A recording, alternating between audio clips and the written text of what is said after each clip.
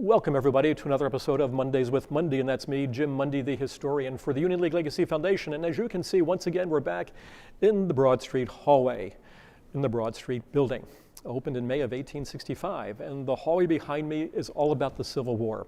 And that, of course, leads to Lucretia Mott, whose portrait I am standing next to. It is the newest painting in the collection. It was unveiled and dedicated, if you will, on December 27th of last year on the 160th anniversary of the founding of the Union League, and how appropriate for all of that. But why Lucretia Mott? Well, there's a very good reason. That's because in the 19th century, Lucretia Mott was instrumental in promoting civil rights, if you will, for both African Americans in Philadelphia and also for women at the same time. But specifically, her involvement with Camp William Penn and her family's involvement with that. Because those are other stories you may have heard if you watched previous episodes of this series on Mondays with Mundy. So here we go, all right? Lucretia Mott, born in 1793 in Nantucket, Massachusetts, a very devoutly religious Quaker family. She would eventually become a Quaker preacher, believe it or not, but she was also a teacher, and she taught at a Quaker school in Dutchess County, New York, called Nine Partners, where she would meet her future husband, James Mott. Now, when she was teaching there, she discovered, surprisingly, that women didn't get paid nearly as much as men, and so that was her first indication that the world was not created equal, and she would fight that inequality for the rest of her life. So her family, that is her parents and her siblings, would move to Philadelphia, and Lucretia and her future husband James would come with them, and they would eventually get married here in Philadelphia, where they would raise their family of 6 children. Now, Lucretia, all right, 1833, her husband James becomes one of the co-founders of the American Anti-Slavery Society. In 1833, she and other white and black women of Philadelphia found the Philadelphia Female Anti-Slavery Society. So you can see the path that she and her husband are taking at this point in time. And in 1840, she will become an American delegate to the World Anti-Slavery Convention in London. But even there, she would be reminded that women were not equal because the women initially were excluded entrance into the convention hall, which they finally got to attend, but they were segregated in a completely different section at the same time. So 8 years later, working with Elizabeth Cady Stanton, Lucretia Mott would become one of the 2 creators, if you will, of what became known as the Seneca Falls Convention, which is all about establishing equal rights for women in this country. So that's 1848.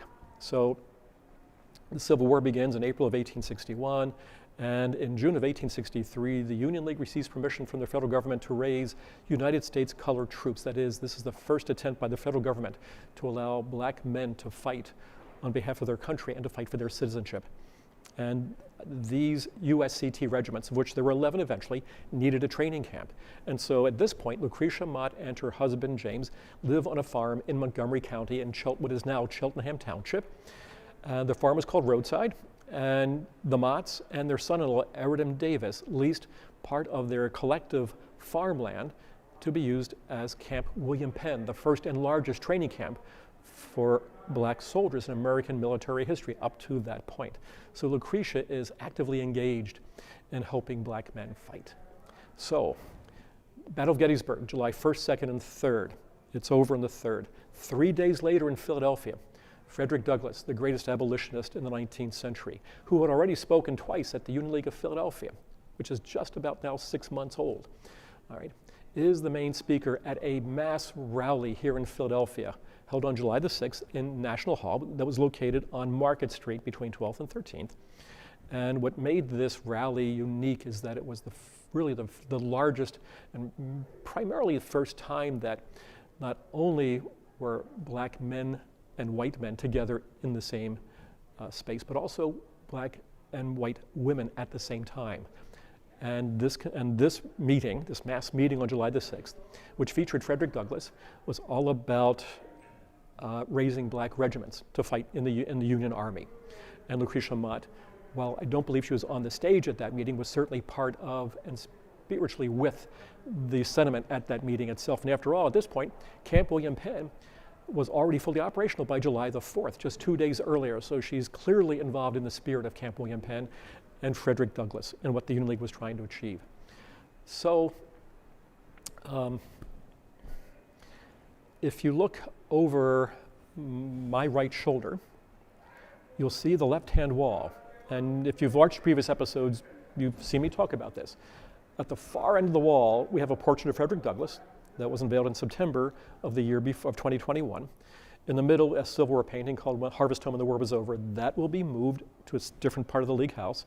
And then the painting closest to us, 3 Medals of Honor by Don Troiani, which is depicts the 6th United States Color Troop Regiment in battle on September 29th of 1864, Battle of New Market Heights. That painting will then shift to the middle, and Lucretia Mott's portrait will then be hung in its place. So from left to right, you'll have Lucretia Mott, 3 Medals of Honor, and Frederick Douglass. You can see how those historical dots connect, which is, I mean, we couldn't have planned it any better.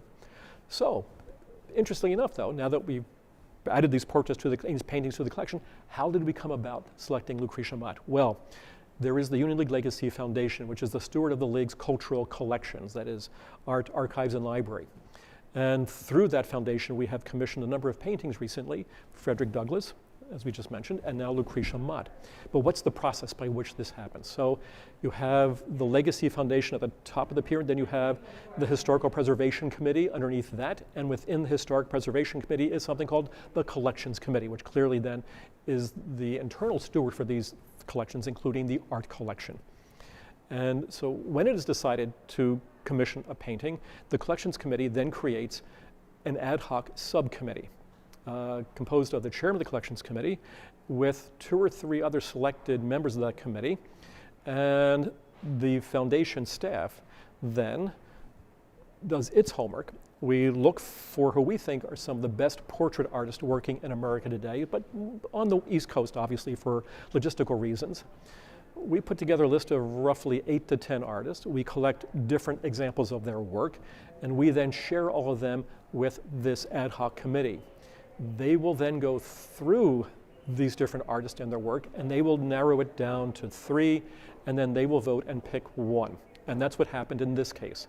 So the artist of Lucretia is a young man from Portland, Maine, and his name is Joshua LaRock, and he won the commission, among all the others, for the pleasure, and I would like to think the honor, of painting Lucretia Mott that we can now add to our wonderful and incredible art collection, specifically, connecting those abolitionist dots here in the main hallway in the Broad Street building. So that's why Lucretia's here, and it's how she got to be here. So I hope that all makes sense, and I hope you've at least gotten something out of this episode. Now, we could talk for hours about Lucretia Mott. We're not going to do that, although I can talk. So I hope that this little brief introduction to Lucretia Mott and why she's here at the Union League makes a little bit more sense, especially when you connect the dots with Frederick Douglass and that great mass meeting on July the 6th of 1863 here in Philadelphia, sponsored by the Union League and its members. All right, so thank you for watching once again. I hope you tune in 2 weeks for a new episode of Mondays with Monday, and in the meantime, thank you, stay well, and take care, everybody. Goodbye now.